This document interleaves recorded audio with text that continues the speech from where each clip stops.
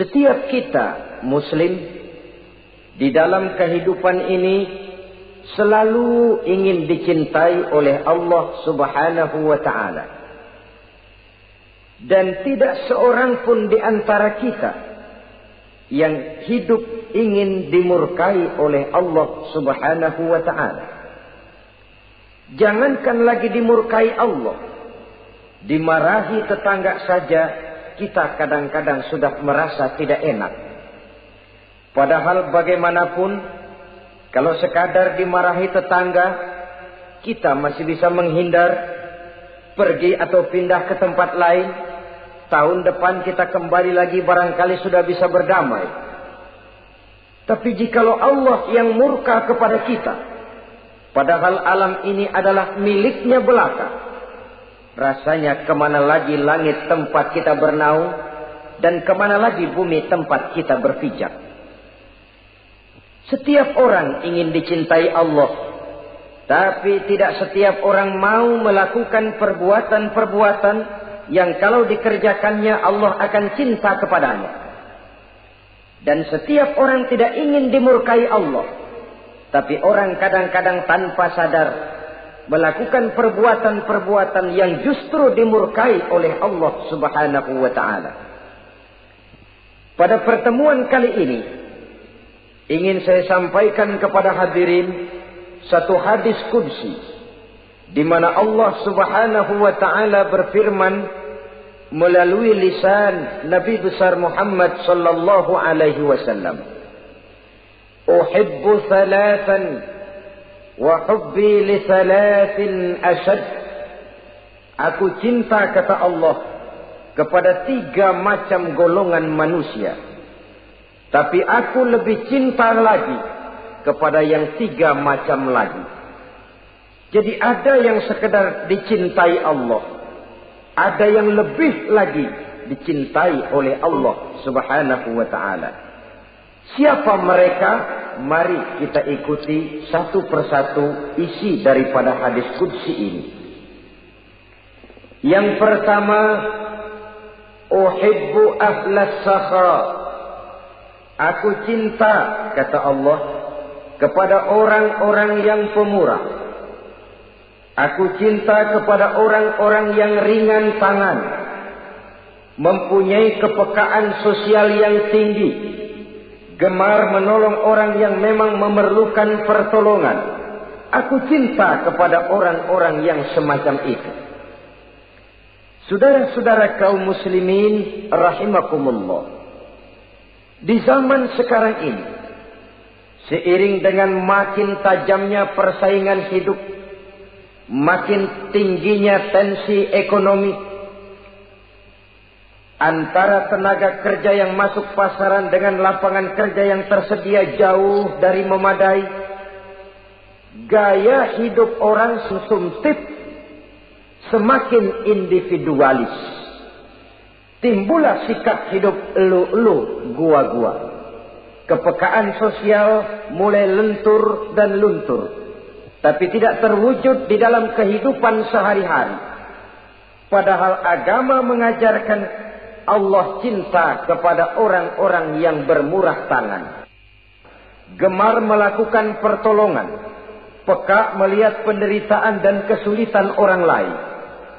Adalah Allah melebihkan rezeki sebagian kita dari yang lain. Dimaksudkan untuk saling tolong menolong, bahu membahu dan bantu membantu. Sehingga dengan demikian, apa yang disabdakan Nabi dalam hadis, "Ar-rahimuna yarhamuhumur rahman, irhamu ahlal ardi yarhamkum man fis sama." Orang-orang yang punya sifat belas kasih akan dikasihi oleh Allah Subhanahu wa ta'ala. Sayangi yang di permukaan bumi, nanti yang di langit akan sayang kepadamu, akan turun rahmatnya kepada kita bersama. Alangkah nikmatnya kehidupan ini, jikalau yang berkuasa menyayangi yang lemah lalu melindunginya, jikalau yang alim menyayangi yang awam lalu membimbingnya, jikalau yang kaya menyayangi yang miskin lalu mengulurkan tangan memberikan bantuannya. akan terciptalah rahmah dalam kehidupan. Tapi jikalau sebaliknya, yang berkuasa malah menindas dan menekan yang lemah, yang alim malah membodoh-bodohi yang memang sudah bodoh, sementara yang kaya menyantap yang miskin, akan terjadilah bala dan bencana dalam kehidupan. Bukan lagi rahmah yang turun, melainkan azab akan menimpa kita secara keseluruhan. Begitulah terdapat tirai halus yang memisahkan kita dari konsep ajaran agama kita yang luhur. Agama mengajarkan yadul ulya khairum min yadi sufla, bahwa tangan di atas lebih baik daripada tangan yang di bawah. Orang yang memberi lebih baik daripada orang yang menerima. Tapi yang kita praktekkan, kita selalu berada pada posisi tangan di bawah. Menjadi umat yang manja, yang lemah, padahal bukan tidak punya potensi. Tapi mungkin karena kita tidak pandai menginventarisir potensi. Kadang-kadang ada panitia pembangunan masjid, membangun masjid, meletakkan batu pertama, sekaligus jadi batu terakhir. Setelah itu la yamutu wa la yahya, hidup tidak kelihatan geraknya, mati pun tidak ketahuan kuburannya. Masjid impoten, pesantren terbengkalai, majelis taklim terlunta-lunta, rumah sakit Islam tak kunjung selesai. Tidak adakah orang Islam yang kaya? Banyak. Tidak adakah orang Islam yang punya posisi kunci, posisi basah, posisi menentukan? Banyak. Secara jujur kita harus berkata, yang belum banyak ialah yang mau berbuat atas nama dan demi kepentingan agamanya. Kita juga bukan tidak punya potensi. Kita tidak pandai menginventarisir potensi untuk kepentingan dan kemaslahatan kita bersama. Saudara-saudara kaum muslimin rahimakumullah. Dengan demikian, kita bisa lihat dalam kehidupan sehari-hari. Di masjid misalnya. Itu kalau hari Jumat kadang-kadang kita sengaja mau berangkat sholat Jumat tidak bawa uang. Maka yang paling lancar di masjid, kotak. Saudara boleh lihat kotak itu. Dari sudut ke sudut hampir tidak pernah macet. Lancar betul jalannya. Sekali macet, kotak. 50. 100. Wajar kalau masjid-masjid kita lalu impoten. Bagaimana akan mengadakan kegiatan kalau tidak ada dana? Oleh karena itu pada kesempatan ini saya ingin mengetik, berbahagialah kita jikalau oleh Allah Subhanahu wa taala diberikan kepercayaan berupa titipan, wa mal malu wal banuna illa wadai'. Harta dan anak-anak tidak lain satu titipan dari Allah Subhanahu wa ta'ala. Dan pada satu saat, titipan itu akan diambil oleh yang empunya. Allah cinta kepada orang-orang yang pemurah. Allah akan memberikan balasan yang berlipat ganda. Kalau saudara bersedekah kepada anak yatim, bukan si yatim itu yang akan membalasnya. Kalau saudara membantu pembangunan masjid, bukan panitia masjid yang akan memberikan ganjarannya. Kalau saudara membangun pondok pesantren, bukan kiai yang punya pesantren yang akan memberikan balasannya. Allah Subhanahu wa ta'ala melalui jalan yang tidak kita sangka-sangka, melalui jalan yang dalam istilah Quran disebut min haitsu la yahtasib, melalui jalan yang tidak pernah kita hitung, kita sangka sama sekali. Jalan gaib yang hanya Allah saja yang maha tahu. Sebaliknya, wa hubbi lil faqir as-sakhi asad, kata Allah.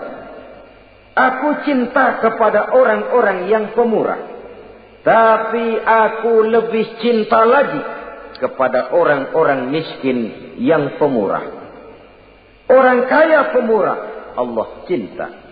Orang miskin pemurah, Allah lebih cinta. Kenapa?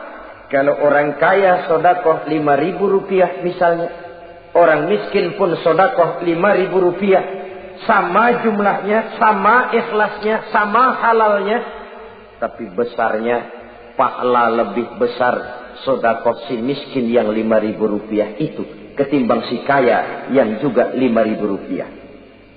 Kenapa maka demikian? Oh, buat orang kaya uang 5.000 apalah artinya. Tapi buat si miskin, untuk jumlah 5.000 itu dia harus peras keringat, banting tulang, pergi pagi, pulang sore, kaki jadi kepala, kepala jadi kaki. Tapi kok dia berani bersedekah sejumlah sedekahnya orang kaya. Ini yang dinilai oleh Allah Subhanahu wa ta'ala. Saudara-saudara kaum muslimin rahimakumullah.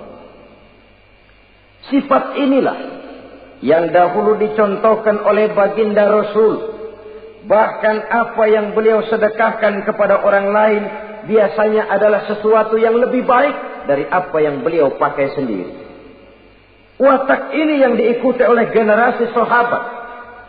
Kita ambil contoh ketika terjadi perang Tabuk misalnya. Datanglah Sayyidina Abu Bakar Siddiq, membawa seluruh harta bendanya disumbangkan di jalan Allah. Melihat ini Nabi bertanya, "Hal tarabta li ahlika syai'an ya Abu Bakar?"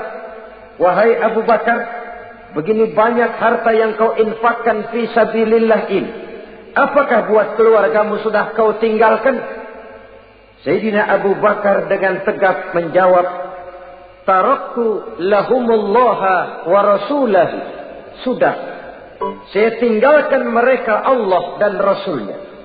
Saya tinggalkan mereka keyakinan, akidah, iman, bahwa kalau kami menolong Allah, menolong agama, Allah akan menolong kami.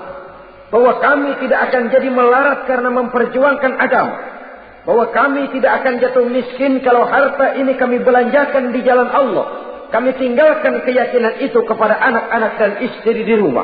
Sementara harta yang ada seluruhnya kami bawa kemari. Keyakinan yang dimiliki oleh Sayyidina Abu Bakar Siddiq di zaman sekarang ini sudah merupakan keyakinan yang sangat langka. Kita belum yakin benar akan kebenaran janji Allah. Sehingga dengan demikian timbullah keraguan-raguan. Apa iya kalau saya belanjakan uang ini di jalan Allah akan ada balasannya? Apa iya kalau uang ini saya gunakan untuk melaksanakan ibadah akan datang balasannya? Padahal dalam hadis qudsi Allah menjanjikan, "Ana inda zanni 'abdi bi." Aku ini, kata Allah, bagaimana menurut persangkaan hambaku saja kepadaku. Kalau dia sangka baik, insya Allah baik datangnya. Kalau dia sangka tidak, aku bagaimana menurut sangka hambaku kepadaku. Itulah sebabnya dalam segala hal kita harus husnuzan, berbaik sangka kepada Allah Subhanahu wa ta'ala. Saudara-saudara kaum muslimin rahimakumullah. Inilah golongan pertama kekasih Allah. Orang-orang yang dicintai Allah. Orang-orang yang pemurah, yang sadar bahwa harta hanya sekadar titipan dari Allah Subhanahu wa ta'ala. Dan harta menurut Nabi, apabila sudah kita belanjakan di jalan Allah, dia akan berkata, pertama, kuntu qalilatan fakassartani. Jumlahku sebenarnya sedikit, tapi lantaran engkau sedekahkan aku, engkau belanjakan aku di jalan Allah, maka jumlahku jadi banyak. Kau sedekah 1.000, dibalas 7.000, dikali 10, dikali 100, masih ditambah wallahu yudha'ifu liman yasha. Allah melipat gandakan pahala kebajikan dari orang-orang yang dikehendakinya. Yang kedua, harta itu akan bicara lagi. Kuntu faniyatan fa'abqaitani. Aku ini sebenarnya fana, tidak kekal, berubah, relatif dan temporer, sirna oleh pergeseran masa dan pertukaran waktu. Tapi lantaran engkau sedekahkan aku, engkau belanjakan aku di jalan Allah, maka nilaiku jadi kekal, akan mendampingi engkau sampai di hadratullah azza wa jalla di akhirat nanti. Jadi harta yang kita tumpuk-tumpuk, yang kita sangka akan mengekalkan kita sampai tidak akan miskin 7 keturunan, dengan segala macam cara kita tempuh, dia bukan harta yang kekal. Yang kekal, yang kita belanjakan di jalan Allah Subhanahu wa ta'ala. Itu milik kita yang benar-benar akan kita nikmati. Yang ketiga, harta itu akan berkata lagi, kunta harisi fal'ana sirtu harisaka.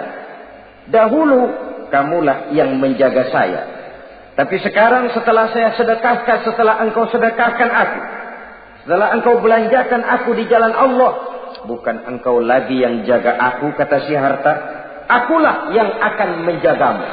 Di dunia orang yang rajin sedekah, sedekahnya itu menolak bala, terhindar dari segala bencana dan musibah. Sementara di akhirat, sedekahnya itu akan menjadi dinding yang menjaga dia dari jilatan api neraka. Demikian harta yang sudah kita infakkan, kita belanjakan, kita sedekahkan di jalan Allah itu akan menjadi pejangga kita.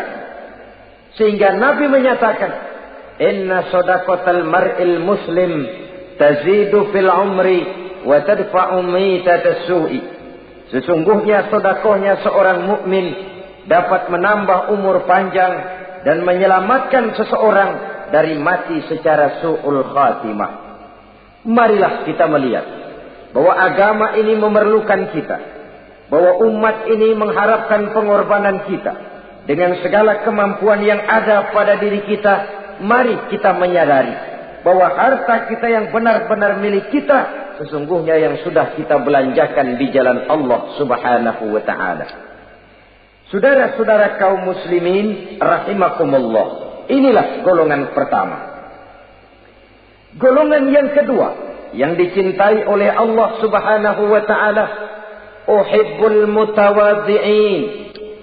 Aku cinta, kata Allah, kepada orang-orang yang rendah hati, orang-orang yang membawa ilmu padi, makin berisi makin merunduk, makin di puncak makin sadar akan kelemahan dan keterbatasannya. Aku cinta kepada orang-orang yang rendah hati. Adalah satu sifat dari Rasulullah sallallahu alaihi wasallam yang diriwayatkan oleh Imam Abu Ja'far Al-Barzanji misalnya dalam rawi Barzanjinya, wa kana sallallahu alaihi wasallam syadidal haya'i wat tawadhu. Adalah Rasulullah sallallahu alaihi wasallam seorang yang sangat pemalu dan sangat rendah hati. Tawadhu, tidak melonjak menjadi angkuh dan sombong. Walaupun beliau adalah asraful anbiya wal mursalin, nabi dan rasul termulia, imamul muttaqin, imamnya orang-orang yang bertakwa, rahmatan lil alamin, diutus sebagai rahmah bagi seluruh alam. Tapi tawaduknya demikian luar biasa. Ketika beliau terusir dari Mekah, kita bisa membayangkan meninggalkan kampung halaman, meninggalkan keluarga yang berbeda akidah, hijrah ke Madinah. Tapi pada lain kesempatan, ketika beliau dengan bala tentaranya masuk ke kota Mekah, dan orang-orang kafir Quraisy yang kita kenal dalam peristiwa Fathu Makkah itu, gentar hati mereka. Sembunyi di dalam rumahnya masing-masing. Mereka masih ingat beberapa tahun yang silam, dikala Nabi Muhammad dan para sahabatnya dikejar-kejar, terusir dari Mekah, hijrah ke Madinah. Sekarang Rasul kembali ke Mekah dengan segala keperkasaan bala tentaranya. Mereka berpikir, andai kata Muhammad mau saja membalas dendam, habis kita ini, habis, tidak akan tersisa. Dahulu dia kita caci maki, dahulu dia kita usir, dahulu dia kita kejar-kejar untuk kita bunuh. Sekarang kita tidak berdaya. Muhammad dengan perkasa, dengan bala tentaranya yang gagah sekarang masuk ke kota Mekah. Apa yang harus kita lakukan? Mereka menunggu dan menunggu. Dan Nabi dengan gagah masuk ke kota Mekah bersama bala tentaranya. Apa ucapan yang pertama beliau lontarkan? Pembalasan dendam? Tidak. Mencari orang-orang yang dulu mengejar, memusuhi, mengancam akan membunuhnya. Tidak. Beliau tidak teriak-teriak, mana itu Abu Jahal? Mana itu Abu Lahab? Mana itu Abu Sufyan? Mana itu dulu orang-orang yang memusuhi saya dan sahabat saya? Ayo keluar kalau berani, ha? Tidak. Pidato ucapan pertama yang keluar dari bibir yang mulia itu sungguh di luar perkiraan kufar Quraisy. Apa jawab Nabi? Pidato Nabi, al-yauma yaumul marhamah. Tuan-tuan para Quraisy, tidak usah khawatir. Hari ini adalah hari yang penuh kasih sayang. Saya masuk ke kota Makkah semata-mata untuk menunaikan ibadah. Tidak akan ada balas dendam. Tidak akan ada pertumpahan darah.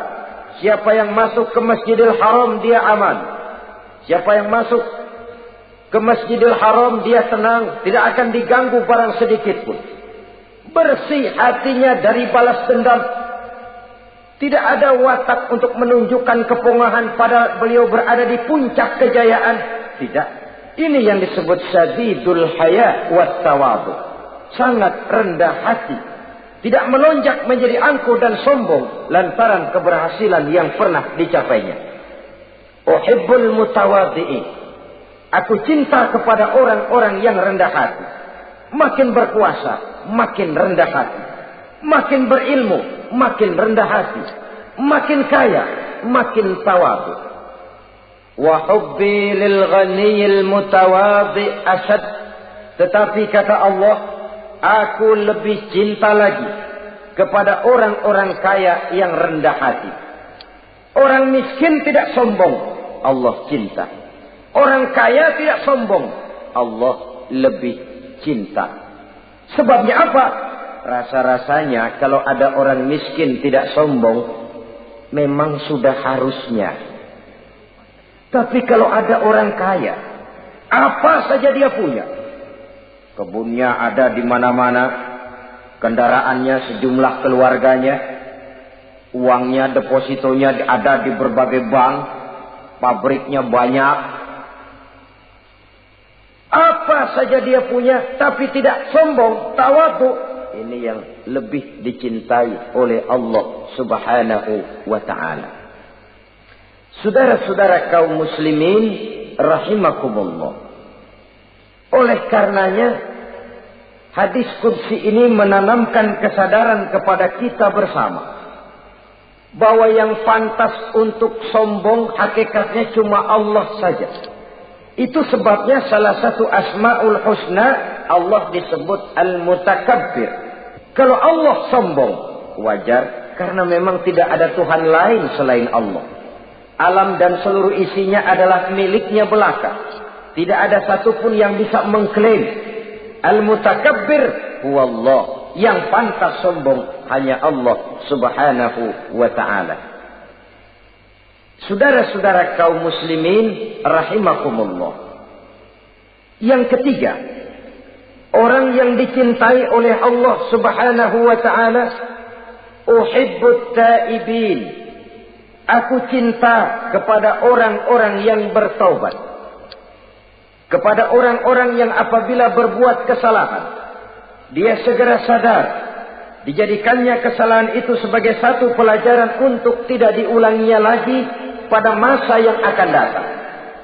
Adalah lebih baik kita mulai dari kertas yang kelabu, hitam sekalipun, kalau akhirnya akan menjadi lembaran-lembaran yang putih, ketimbang kita mulai dengan lembaran yang putih, kalau akan ditutup dengan lembaran-lembaran hitam, noda yang tidak berhapus. Allah Subhanahu wa ta'ala Maha Pengampun, Pengasih dan Penyayang. Ia akan memaafkan segala perbuatan yang bersifat salah dari hamba-hambanya, asalkan tidak diulanginya lagi. Manusialah yang sering kejam, membiarkan dirinya larut dan hanyut diseret arus dosa. Ia sadar itu satu kesalahan, tapi tidak berupaya untuk menyelamatkan dirinya sendiri. Apakah itu berupa yang namanya judi, minuman keras, menipu orang lain, durhaka kepada kedua orang tua, jahat kepada tetangga, suka memfitnah orang lain. Dibiarkan dirinya hanyut di dalam lembah dosa tanpa upaya penyelamatan sama sekali. Atau kadang-kadang mengulur waktu. Nanti saja sudah tua-tuaan taubatnya. Padahal waktu tidak pernah main-main. Uhibbut taibin.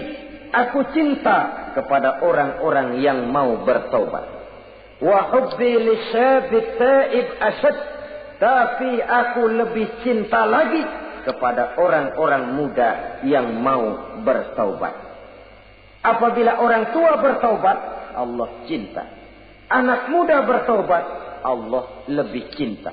Dalam usia mudanya, di mana darah masih mengalir dengan panas, sejuta khayal dan keinginan masih bersemi di dalam benaknya, dia sanggup blokir semua itu, disalurkannya di jalan Allah.